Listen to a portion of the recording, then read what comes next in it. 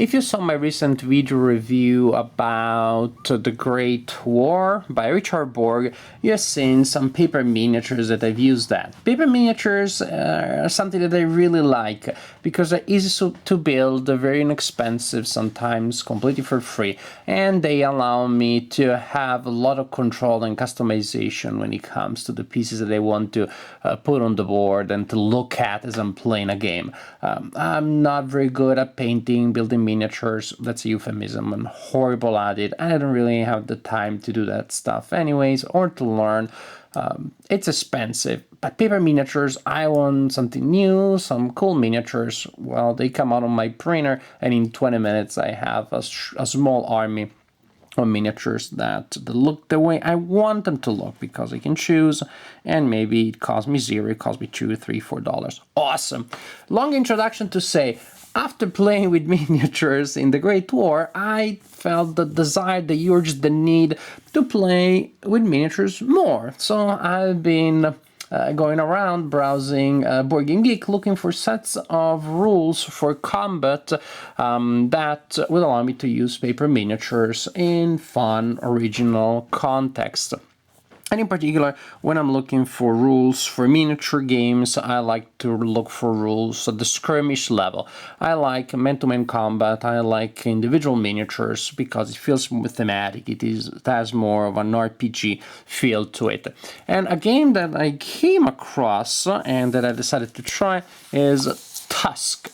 Tusk is a print and play game, so pretty much what happens is that you purchase the file, and this is what you get, which you then print. You get a file with the rules for the game, then you have to put together the components. You can print it in color, but I wanted to save, so I decided to print it in black and white. As you can see, this game is very short. It has 12 pages. The first 2 pages must not have been important, must have been covered or something like that, because they didn't print them even. So it's 8 minus 3 is 9 pages with a lot of illustration. This is index, a lot of illustration. Probably is like 3 pages of actual rules. Tables are tables, and these are super important. Tusk is a game of prehistoric hunting. The main theme, the main scenario has to do with hunting mammoths. So your miniatures would represent prehistoric hunters that go around trying to engage mammoths in melees, throwing stuff at them, starting fires to manipulate the way in which the animals move, and you're trying to take them down. There are various ways of playing the game. Competitive, then the winner is the player that catches more mammoths. You can play solo, because in any case the game handles the behavior of the big animals that you are hunting. The players control the hunters, and the tables that I show you and that I will tell you about control the mammoths. So another way of playing the game is cooperative. You have a team of hunters. The players are playing together against the brute forces of nature. What I also really like, because mammoths, I don't know, not get me wrong, but they're a little boring. Aren't dinosaurs much more exciting? Yes, okay, it's not all that historical, but hunting dinosaurs is much more exciting. And I guess I'm not the only person who thinks that, because the designer of the game also has a section where you can adjust the game and turn it into a game in which you have human beings hunting for dinosaurs. And once you get the general idea, what is really good is that you can adapt it to a lot of different contexts. You can create tables that handle the behavior of fantasy monsters. You can hunt for dragons, manticores, particularly stupid giants that kind of like behave like beasts. They don't have much of a tactical awareness. All sorts of beast, animal, monster that you can think of that kind of behave in an animal way. You can easily turn it into an enemy and a target in Tusk. Now, how does the game work? As I said, you need to create your own miniatures. You can buy them. There are specific ones that you can purchase. But again, paper miniatures work perfectly well what I did, I used dinosaur paper miniatures by Arion Games. Arion is a publisher of, among other things, paper miniatures. You can find the file for miniatures representing dinosaurs on Wargame Vault, RPG Now. There are a couple of websites that sell those files. I think it costs, the file costs like $1.80, and you have many templates for many miniatures of dinosaurs that you can build. And for the hunters, I purchased a file with Amazons, so that's another variant. I had Amazons fighting against dinosaurs. The Amazons, they live in Amazonia, everybody knows that, has the name. So down there in the jungle, there are valleys that I forgot. So I had my Amazons fighting against dinosaurs. You can adapt it to any context. I think with a little bit of creativity, you can have World War II patrol that gets lost and discovers the famous genetically generates the clone of a dinosaur that the German army has developed, and that's their secret weapon. They're unleashing T-Rexes on Normandy. You can do whatever you want, which is another thing that I really like about Sense of Miniature rules. You can retweak them so easily. As for the game, once you have decided the insane setting that you want to recreate, you have put together the components, maybe it's time to play the game, isn't it? Now, you will need to create your parties. Parties are represented by figures. So this is the cost, and usually you spend 10 points to create a party. So you may have 5 of this kind or any combination, as long as the cost is not higher than 10. Of course, this is the recommended thing. You can do what the heck you want. This is the good thing about miniature rules. And you can have hunters with spears and axes, so pretty much simply melee combat units that have a range capability because they use bows and slings. Fire makers, the people that have figured out how to start the fire. Oh, those are like, must be some genius type. Og the hero, a special figure. You can have Og, Ug, Bug, Og the hero, whatever the hero. The class really is the hero. That is a brute that is not particularly self-cautious, can kill an animal more easily than the regular hunters, but since he's completely reckless also, he won't last long in the game. There are special rules for handling the hero, which would also call the kamikaze. Dogs are used to enrage animals, to manipulate the way animals move and behave on the board.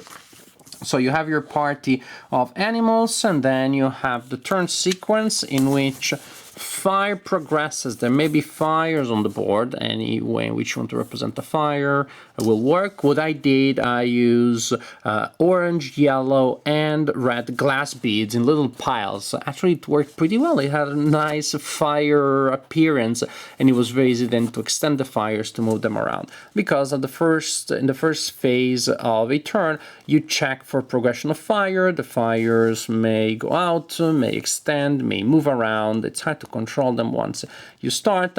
Then players roll for 1d6 for action points. This is a huge random element in the game, and there isn't really any way of mitigating action points.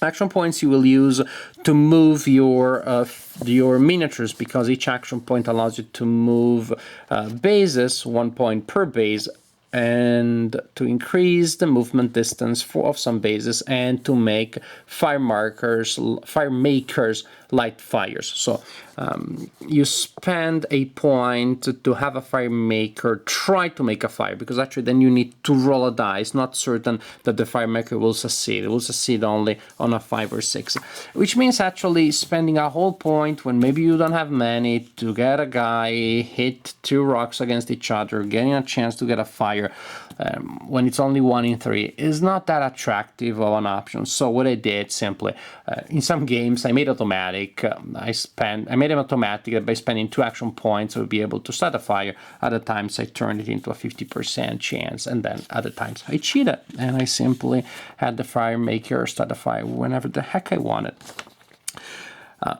Here you have a table to handle the fire. Then finally the hunters will start doing their stuff. The hunters with range capability can shoot from where they are after they moved. The hunters with close combat ability will fight if they're adjacent to the enemy.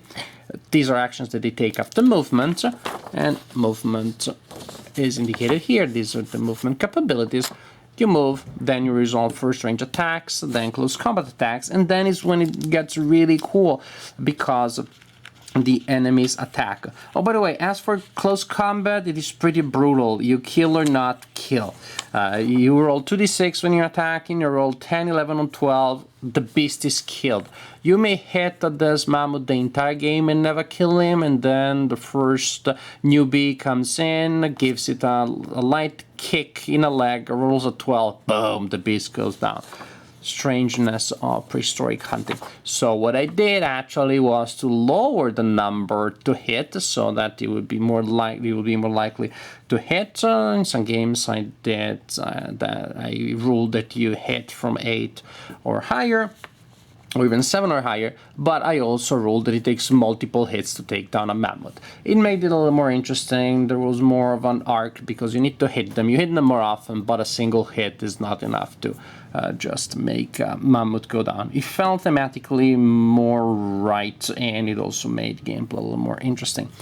Beast reaction: after you have resolved your attacks, the beast moves. So you will read this table that is used to define the direction of the beast. You will read it from left to right, looking at which of these situations apply. The first situation that you meet here that applies indicates the column that you will use. For example, if there is a fire less than 7 centimeters from the beast, you will use this column. That's not the case, then let's look here. Is the animal in close combat? Then you use the column. Nope. Are dogs close to it? No? Okay. Maybe it was targeted by missile combat, or humans, or in the proximities, or humans are really, really far. Once you have the column, you roll a d6, and the letter indicates the action that the beast takes, which may be to withdraw, to flight, panic flight, which is fun and devastating because this is when the beast tramples people and dogs as it runs completely out of control. Attack, moves maximum distance towards the nearest human or dog base, and then attacks or graze as like, who cares, there's people doing stuff, but hey, grass is good, so I'll keep doing my thing.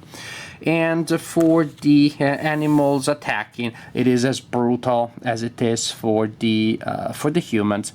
You simply roll a die, and you determine there if your human is killed or not killed, period.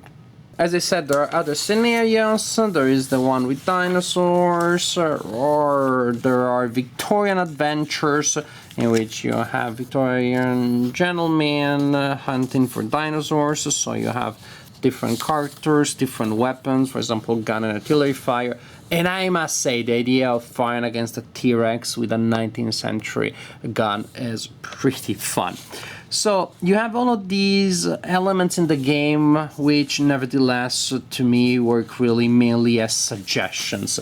I don't know that I played the game much as described in the rules. I kept changing and modifying things to my understanding of things and in the ways that I thought the game would be more interesting, and I enjoy doing that. I see it almost more as a toolbox than as a full game, but if you want to play it by the book as it comes out of your printer, by all means, and I hope you enjoy it, because in general I hope you enjoy all the games that you play. Tusk is not a great game, but it's pretty fun. It's very cheap, it's very inexpensive, the theme is original, and it has several advantages, a big one being that it can be played as a solo or as a co-op game because it has an AI, which is not all that easy, all that common in miniature games. Very often they are head-to-head. And the game is super simple, simplistic even by many players' standards. Some players will probably want to add angle and distance and different things, different types of impact and behavior. You can do that. There is nothing in the rule book that prevents you from doing that. But the book does give you the bare basic, which is pretty much move, attack, see if you're attacked, and in that case, if you die. Super simple, super easy. So one of the advantages is that this is a game that you can play with non-gamers. You can use it with young gamers, and something really good with young gamers is that it's cooperative, not competitive, so everybody's on the same team. You don't have to deal with the emotional baggage of, oh gosh, going one against the other, and what if the young gamer lose the game. Sometimes the young gamer is not emotionally equipped to deal with that kind of disappointment. I know, they have to learn, but maybe not today. I'm just playing a game. I want to enjoy the game. We'll teach them that thing tomorrow. So, Tusk. Original topic, super expensive. The rules you will read in 10 minutes or less. Then you'll spend much more time probably thinking about your own variants, but that is part of the fun too. It's a simple game. It is pretty fun. Not earth-shaking, earth-shattering. Not a game that reinvents the wheel. Maybe it invents the wheel. Let's give him the topic. It's basic. It's, in a sense, it's combat gaming, even war gaming at its most basic core. Move, attack, according to the capability of your model. See what happens next. But the good thing is that it has tables with the AI of the enemies, and it can be easily customized and expanded to a lot of forms of hunting. So it's a good product. It's a fun product. Again, nothing too special, nothing too incredible, but I enjoy playing it, and I'm definitely going to use it possibly as the game that I will use to introduce miniature gaming to my daughters in general, because really I can play it with my oldest daughter in not long from now. She's 5 now. Maybe next year, maybe when she's 7. I think there isn't pretty much anything in this rulebook that she won't be able to grasp. Then, if I handle the combat, the AI tables, actually, probably even now she would be able to play the game. Tusk. Combat game about hunting for families, for solitaire gamers, for parents. A game that is not the best game that there is out there, but definitely has a use, has various possible and actually pretty good uses.